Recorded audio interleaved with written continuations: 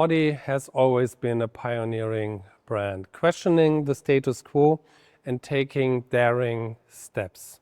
The combination of cutting-edge technology and design has always been a success story. Think of the TT, and now it's time for the next big step.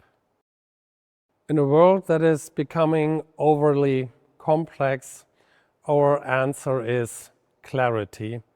This is the essence of the new Audi design philosophy. I'm happy that the Concept C is a preview of a real production car, a car that we will see on the roads. The vertical frame is the center element in the front. The car has an innovative roof concept that open or close always embodies our design language. Technology is close but never dominant. The interior has a high-tech concept that combines minimalist design with intuitive functionality. The new design is a next big step in the renewal of Audi as a company.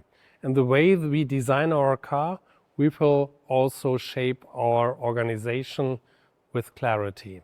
With that clarity, we will gain speed and we will address the challenges of the market. We renewed our complete product portfolio with 20 new models in the past 2 years. New ICE cars, new plug-in hybrids, new battery electric vehicles, and the battery electric vehicles are benchmark with 800-volt technology, ultra-fast charging, and ranges of up to 750 kilometers.